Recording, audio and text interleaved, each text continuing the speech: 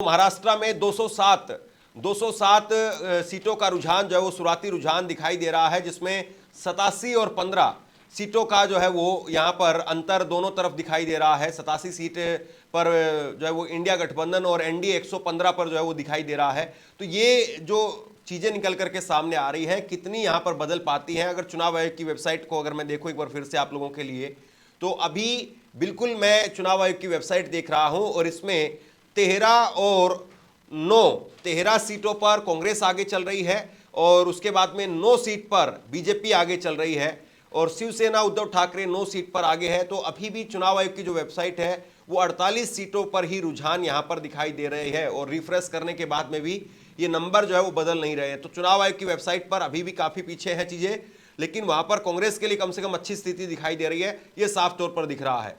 जी बिल्कुल। तो देखिए, सबसे बड़ी चीज मैं आपको बता दूं कि महाराष्ट्र और झारखंड के जिस तरीके से जो ये नतीजे सामने आ रहे हैं, उसके अंदर कभी इंडिया गठबंधन आगे होता नजर आ रहा है तो कभी एनडीए गठबंधन आगे होता हुआ नजर आ रहा है। और इस बीच में समाजवादी पार्टी उत्तर प्रदेश के अंदर देखें तो 2 सीटों पर नजर आ रही है, एनडीए गठबंधन 7 सीटों पर नजर आ रहा है और बाकी अन्य जो हैं अभी किसी और को अभी कोई सीट मिलती हुई नहीं दिखाई दे रही है। वहीं महाराष्ट्र में इंडिया गठबंधन को 87 सीटें, एनडीए को 115 दिखाई जा रही है और बाकी अन्य जो है वो 7 पे हैं। और झारखंड के अंदर इंडिया गठबंधन जो है वो आगे चल रहा है। जेएमएम पार्टी जो है एक तरीके से कहा जाए कि आगे बढ़ती हुई नजर आ रही है और हेमंत सोरेन, कल्पना सोरेन जो है ये लोग अपनी अपनी सीटों पर बढ़त बनाए हुए हैं। इंडिया गठबंधन को 38 सीटें, एनडीए को 36 सीटें और बाकी अन्य जो है वो 1 सीटों पर नजर आ रहे हैं। और करहल और सीसामऊ से मैं आपको बता दूं कि समाजवादी पार्टी आगे चल रही है। यूपी के गाजियाबाद के उपचुनाव के अंदर बीजेपी पार्टी आगे चल रही है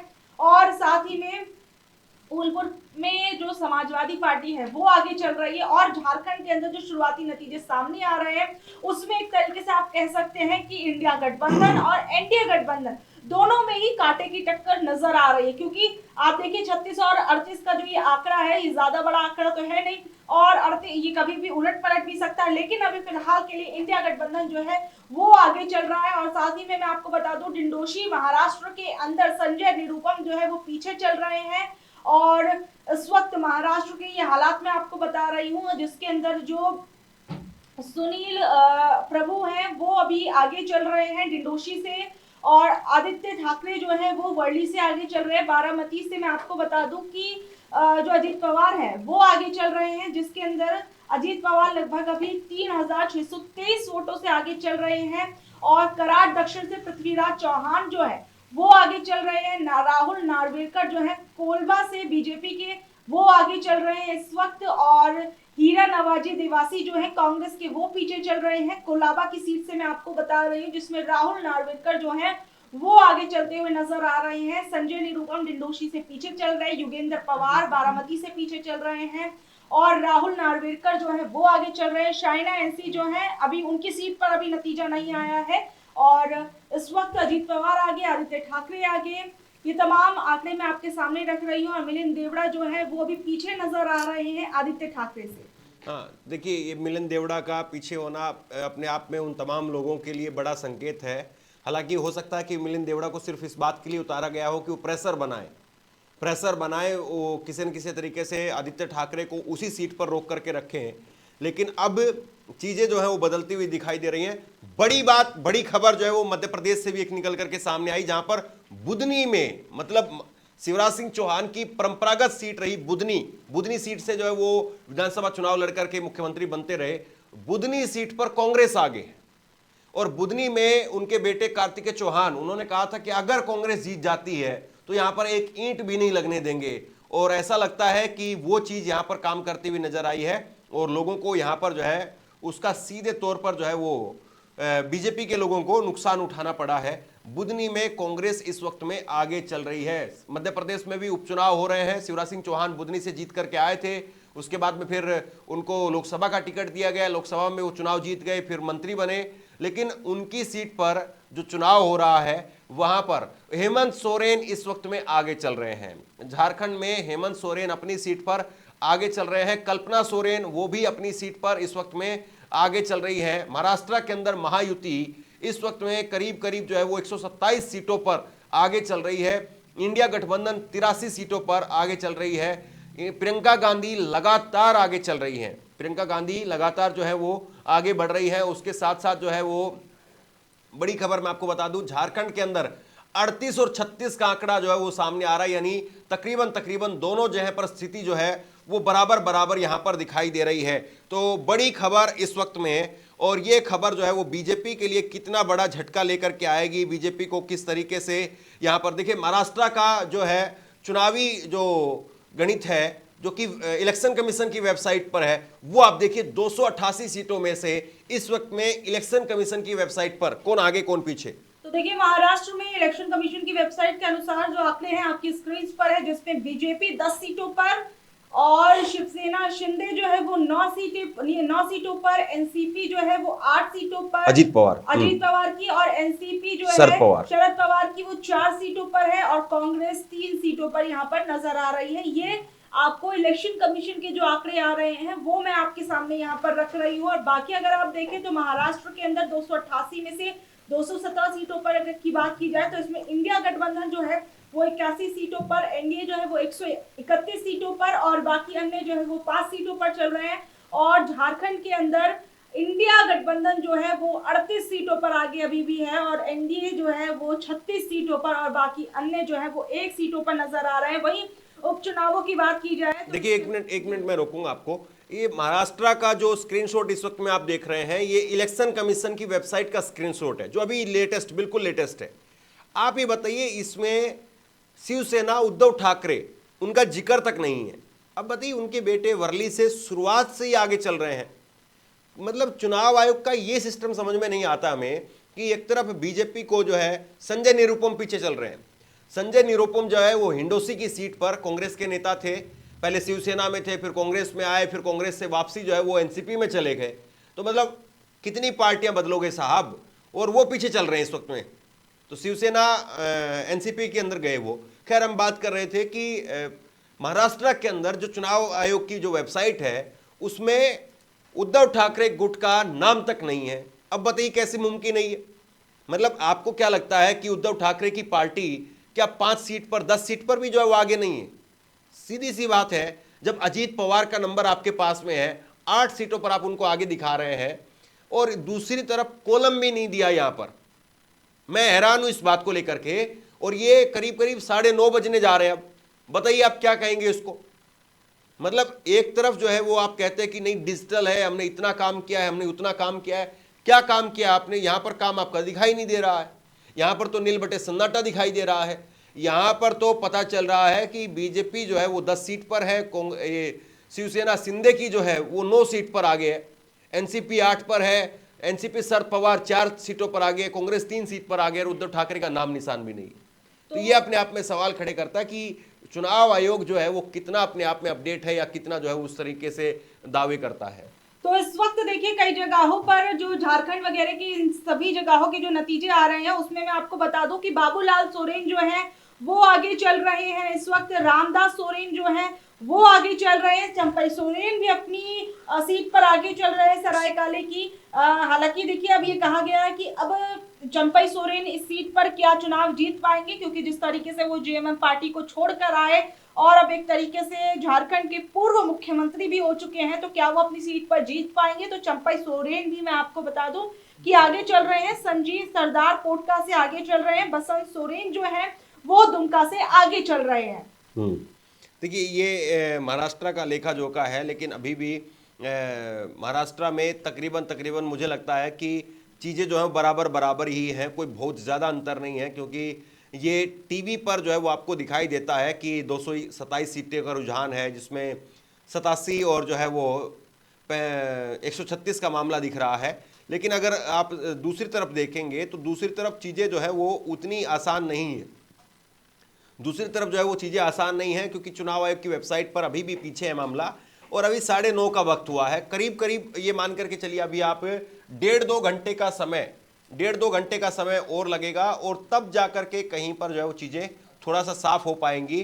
करहल और सीसामऊ इन दोनों सीटों पर, और फूलपुर 3 सीट पर जो है वो समाजवादी पार्टी उत्तर प्रदेश में आगे चल रही है, और खैर में बीजेपी जो है वो आगे चल रही है। वायनाड में प्रियंका गांधी आगे चल रही हैं। ये इस वक्त में यूपी में बीजेपी 6 सीट पर आगे है, सपा जो है वो 3 सीटों पर आगे है, तो कोई बहुत ज्यादा जो है वो नहीं है। कराड़ में बीजेपी के अतुल भोसले वो आगे चल रहे हैं, कराड़ महाराष्ट्र के अंदर, और कराड़ में डॉक्टर अतुल भोसले जो है वो 8,000 वोटों से आगे चल रहे हैं। उत्तर प्रदेश के अंदर अगर बात करें तो उत्तर प्रदेश में 3 और 2 का, ये जो चुनाव आयोग की वेबसाइट पर है उसमें 3 और 2 का जो है वो नंबर दिखाई दे रहा है। तो लगातार जो अलग अलग अपडेट है वो भी मैं आपको देख करके बता रहा हूं कि क्या कुछ जो है वो निकल करके सामने आ रहे हैं नतीजे।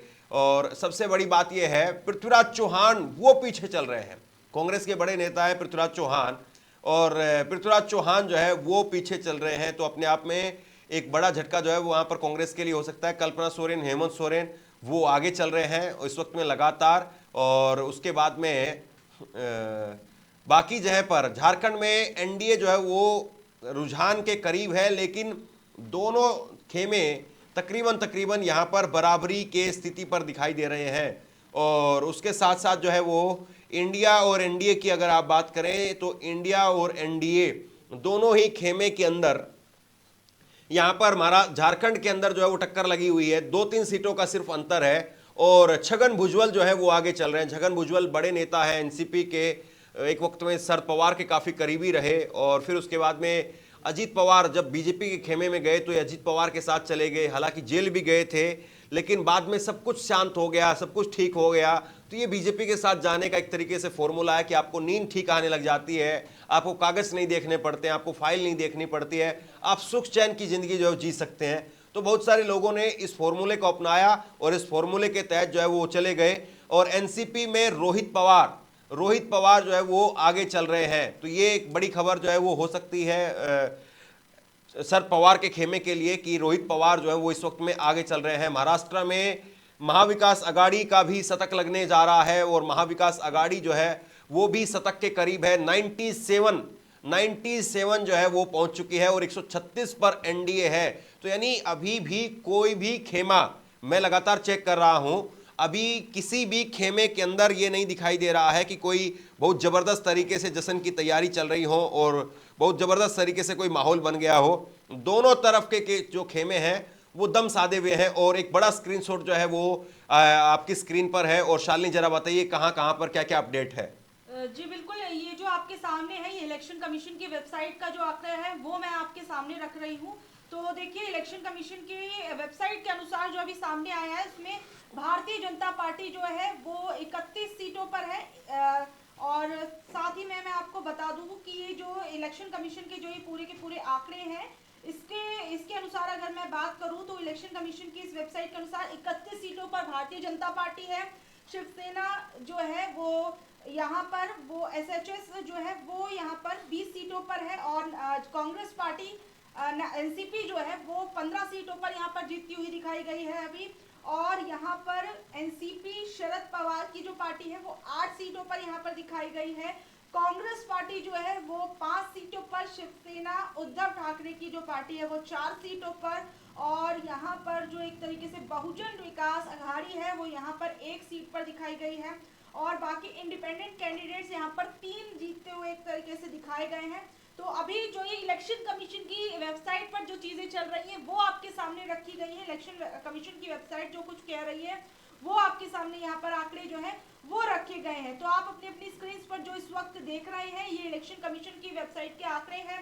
और अगर टीवी स्क्रीन के आंकड़ों की बात की जाए तो एनडीए 100 के पार नजर आ रही है। इंडिया गठबंधन 100 को छूने वाला यहाँ पर नजर आ रहा है, शतक लगाता हुआ नजर आ रहा है, और यानी 97 सीटों पर अभी है, और अन्य जो है वो 4 सीटों पर नजर आ रहे हैं। और उत्तर प्रदेश की बात की जाए तो समाजवादी पार्टी 2 सीटों पर, वो जो एनडीए है वो 7 सीटों पर, और झारखंड 81 में से 72 सीटों पर यहाँ पर दिखाया जा रहा है, जिसमें इंडिया 36 पर, एनडीए 39 पर है। और अगर मैं बिहार के उपचुनावों की बात करूं तो इमामगंज की सीट से आरजेडी इस वक्त आगे चल रही है, और पंजाब के बरनाला के अंदर आप जो है वो आगे चल रही है।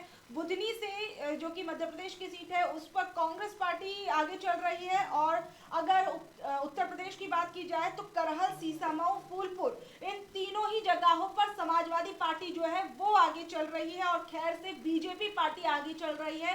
वहीं जो लोकसभा के उपचुनाव वाली सीट वायनाड थी उसमें प्रियंका गांधी इस वक्त आगे चलती हुई नजर आ रही है। तो देखिए ये 240 के करीब जो है वो आंकड़ा इस वक्त में पहुंच चुका है। झारखंड में दोनों जगह पर जो है वो टफ माहौल है इस वक्त में, और 97 और 136 का आंकड़ा, मतलब सरकार बनाने के करीब दोनों तरफ अगर आप देखें तो एनडीए जो है वो थोड़ा सा आगे दोनों जगह पर दिखाई दे रहा है, चाहे महाराष्ट्र हो चाहे झारखंड हो, लेकिन अभी तस्वीर साफ नहीं हो पाई है। और किस तरीके से जो है वो अभी तस्वीर जो है वो उभर करके सामने आती है ये अपने आप में एक बड़ा सवाल है।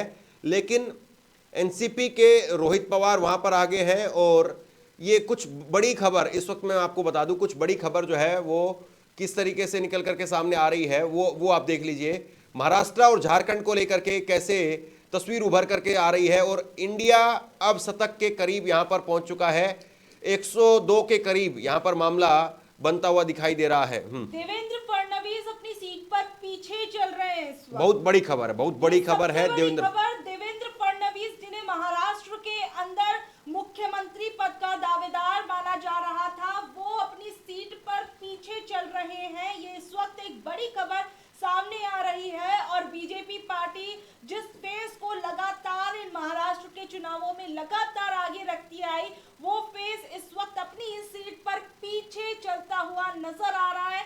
देवेंद्र फडणवीस अपनी सीट पर पीछे चलते हुए नजर आ रहे हैं। इस बीच में महाराष्ट्र के मुख्यमंत्रियों को लेकर जब जिक्र हुआ कि अगर महायुति जीतती है तो क्या देवेंद्र फडणवीस इस बार मुख्यमंत्री बनेंगे, क्योंकि बीजेपी की कई चुनावी रैलियों के अंदर प्रधानमंत्री नरेंद्र मोदी और देवेंद्र फडणवीस की तस्वीरें नजर आई।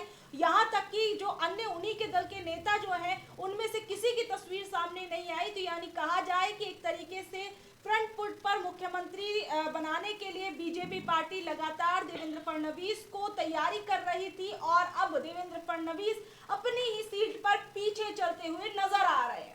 देखिए मुझे लगता है कि देवेंद्र फडणवीस बाद में थोड़ा सा रिकवर करेंगे, लेकिन वही बात हो गई कि आपका सबसे बड़ा फेस अगर वो 2 राउंड 4 राउंड 5 राउंड अगर पीछे चलता है तो जाहिर सी बात है फिर ये साफ तौर पर दिखाई देता है कि कोई माहौल या कोई लहर वो तो नहीं है।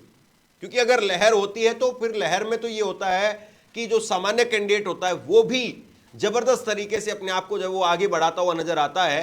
लेकिन अगर आपकी लहर नहीं है, आपके जो है वो माहौल नहीं आपके पक्ष में, तो जाहिर सी बात है तभी आप पीछे चल रहे हैं। इतना बड़ा फेस जो है वो पीछे कैसे हो सकता है? इतना बड़ा फेस तभी पीछे होता है जब आपके साथ में लहर नहीं है।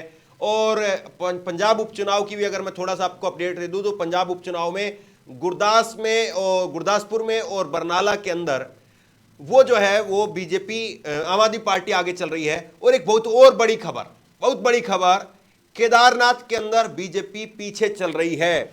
मतलब पहले अयोध्या बीजेपी हारी, और अगर अब केदारनाथ बीजेपी हार जाती है तो बहुत बड़ी जो है वो इस वक्त में बीजेपी के लिए एक शर्म की बात होगी कि जो बीजेपी हिंदुत्व की राजनीति करती है और अगर बड़े धार्मिक स्थलों पर बीजेपी को मुंह की खानी पड़ रही है तो फिर क्या कहा जाए। केदारनाथ में बीजेपी इस वक्त में पीछे चल रही है। तो ये बड़ा जो है वो अपने आप में ब्रेकिंग इस वक्त में आप दीजिए, केदारनाथ में बीजेपी जो है वो पीछे चल रही है। कांग्रेस बुधनी में आगे चल रही है। शिवराज सिंह चौहान की सीट थी और यहां पर कांग्रेस जो है वो आगे चल रही है। बुधनी मध्य प्रदेश के अंदर ये भी बड़ी सीट है। और पश्चिम बंगाल के उपचुनाव में ये भी बड़ी ब्रेकिंग, 4 सीटों पर, सभी 4 सीटों पर टीएमसी आगे चल रही है। महाराष्ट्र राजस्थान के अंदर 6 सीटों पर उपचुनाव हो रहा था और वहां पर बीजेपी आगे चल रही है। तो ये इस वक्त की बड़ी ब्रेकिंग मैं आपको बता रहा हूं। और उसके साथ साथ महाराष्ट्र के अंदर जो तस्वीर उभर करके सामने आ रही है, ऐसा लग रहा है कि महाराष्ट्र में बीजेपी और कांग्रेस के बीच में मामला यहां पर फंसता हुआ नजर आ रहा है। और अगर मैं अलग अलग के हिसाब से आपको बताऊं तो 91 सीट पर जो बीजेपी करीब 150 के आसपास दिखाई, यहां पर महायुति का एनडीए का जो कुनबा है वो 150 के आसपास दिखाई दे रहा है। तो इसमें बीजेपी जो है वो 91 सीटों पर है और उसके साथ साथ जो है वो शिवसेना 42 पर, एनसीपी 22 पर और अन्य 2 पर हैं। और अगर उद्धव ठाकरे की दूसरी तरफ जो कुनबा है, दूसरी तरफ जो खेमा है, उसकी अगर बात करें तो उद्धव ठाकरे वो 28 सीटों पर है, एनसीपी शरद पवार वो 37 सीट पर है, कांग्रेस 30 सीटों पर जो है वो आगे चल रही है इस वक्त में। तो ये करीब करीब जो है वो दोनों खेमों का अगर आप देखें तो दोनों खेमों में शतक जो है वो अभी इंडिया गठबंधन का नहीं लग पाया है, लेकिन बहुमत की तरफ भी जो है वो अभी आगे जो है वो बीजेपी एनडीए भी जो है वो आगे नहीं बढ़ पा रही है। दोनों ही राज्यों में मामला लग रहा है कि अटक सा गया है और अब जो है वो बड़ा घिस घिस करके मामला आगे बढ़ेगा। मतलब पहले तो शुरुआत में ये रहता है कि 1-1.5 घंटे बड़ी छलांगे जो है दोनों पार्टियां मारती है, और देखिए झारखंड में माहौल पलट गया है, झारखंड में माहौल पलट गया है और झारखंड के अंदर इंडिया गठबंधन 40 पर है, एनडीए 35 पर है। तो यानी अब जो है वो 5 सीटों का अंतर हो गया है और 5 सीटों पर झारखंड में एनडीए से इंडिया गठबंधन आगे निकल गया है। तो बड़ा जो है वो एक तरीके से उलटफेर झारखंड में होता हुआ दिखाई दे रहा है।